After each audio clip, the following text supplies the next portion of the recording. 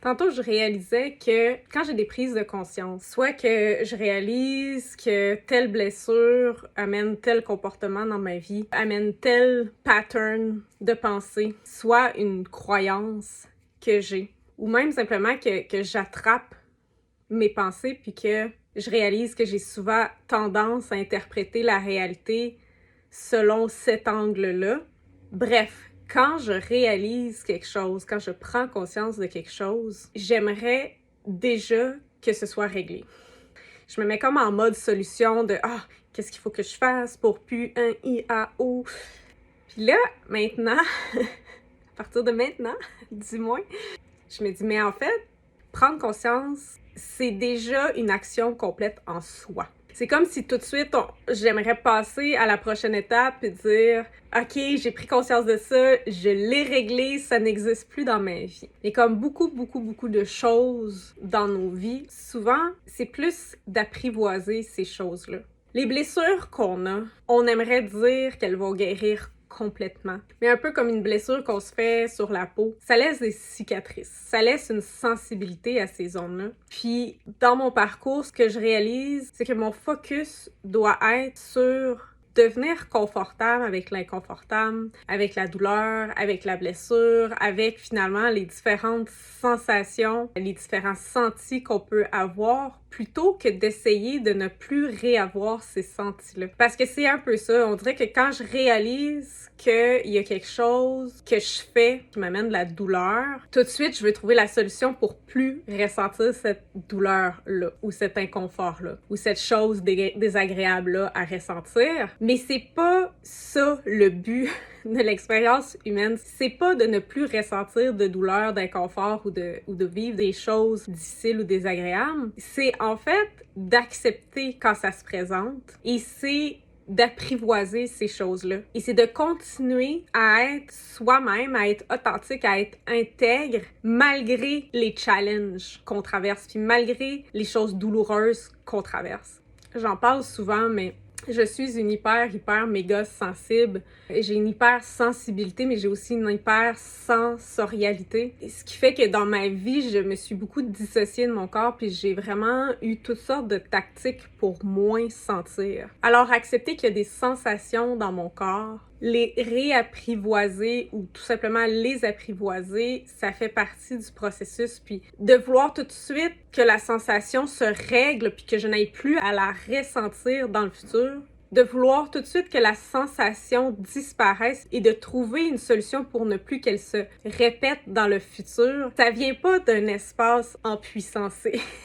Ça vient d'un espace qui a peur de ressentir à nouveau ces sensations-là qui sont douloureuses, désagréables, inconfortables. Pour moi, c'est important d'intégrer qu'une prise de conscience, le but de ça, c'est pas d'éliminer ce qui est mis en lumière nécessairement. Ça se peut que ça fasse partie du processus, mais c'est plutôt, en fait, de prendre conscience des endroits inconfortables, douloureux, désagréables, où on essaie de ne plus aller, puis de dire comment je peux devenir amie avec cette partie-là de moi, comment je peux devenir amie avec cette sensation-là pour que les sensations désagréables, douloureuses, inconfortables ne dirigent pas ma vie, parce que quand on y résiste, quand on essaie de les éviter, en fait, c'est qu'elles dirigent notre vie, elles vont diriger notre comportement, notre façon de penser, notre façon d'agir, nos choix, tandis que quand on est prêt à accepter, à accueillir, à vivre n'importe quel type de sensation qui se présente à nous, alors on fait des choix éclairés à partir de ce qui se passe dans l'ici-maintenant, dans ce qui se présente, parce qu'on n'est pas juste en évitement de ressentir ça, on est en mesure de le ressentir et de conserver son axe. C'est personnellement un gros piège pour moi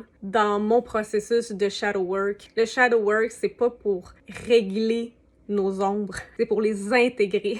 Puis même si je le sais, j'ai cette tendance-là à vouloir éliminer l'ombre quand elle est mise en lumière. Mais la différence entre intégrer une ombre puis essayer de régler ou de se débarrasser d'une ombre, ben c'est ça en fait. Est-ce que je suis prêt à ressentir mon ombre et à l'utiliser dans mon processus à réutiliser cette énergie-là dans mon processus pour continuer à faire des choix en respect de mon senti, de mon intuition, de mon instinct, ou c'est au contraire quand qu'il y a une ombre qui est mise en lumière, la sensation qui vient avec cette ombre-là me fait peur, puis je veux juste les approcher d'un angle dont le seul but, c'est de me débarrasser de cette sensation-là et donc de l'ombre, parce que c'est la seule chose sur laquelle j'ai l'impression d'avoir un contrôle. Parce que ça nous amène vraiment dans une boucle sans fin d'auto-flagellation et non d'évolution. On n'est pas en train de se transformer, on est en train d'essayer de se changer. La transformation s'opère dans l'acceptation de ce qui est là, puis dans l'intégration de nos ombres, et non en essayant d'éliminer certaines parties de nous. C'est tout le temps, dans le fond, de quelle façon j'approche ça, plutôt que le ça lui-même, que la chose elle-même. Comment j'approche ce qui se présente à moi, c'est là-dessus que j'ai un pouvoir et non sur ce qui se présente en soi.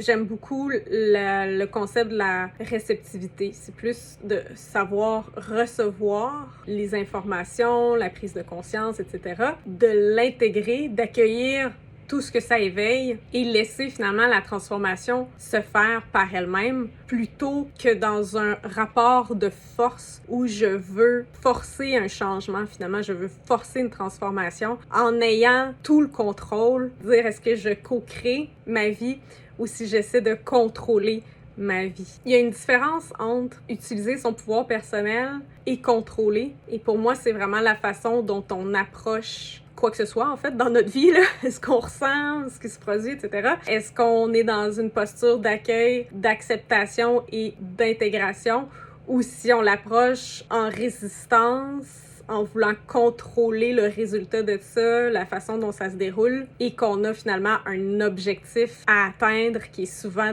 d'éliminer la chose ou de changer la chose. Ça se peut que les deux façons amènent des résultats. C'est juste que la façon en puissancée va prendre beaucoup moins d'énergie, va être beaucoup plus douce, va vraiment aller puiser dans la confiance qu'on bâtit avec soi-même et dans l'amour de soi, tandis que l'autre va vraiment être dans la dualité, dans le contrôle, dans l'hyper-individualisme, dans le sens que je dois tout faire moi-même, par moi-même, c'est moi qui contrôle ma vie.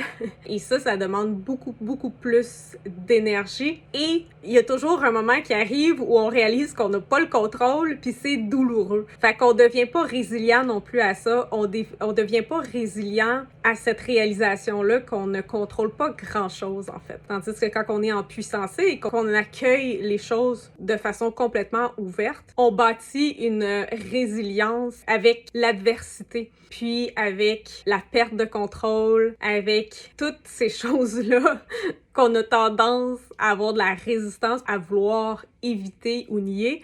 Ben là, en fait, on bâtit notre résilience face à ces choses-là, puis on apprend à les utiliser dans notre parcours plutôt qu'à les éviter, puis à utiliser beaucoup d'énergie pour les éviter, et à se retrouver finalement dans une perception de la réalité qui est tout petite. Parce que si on sort de ça, il y a tellement de choses qu'on peut pas contrôler. Il faut que je reste dans ce petit espace de réalité-là. Ou sinon, je risque de souffrir finalement. Je risque de vivre les choses que j'ai tenté d'éviter.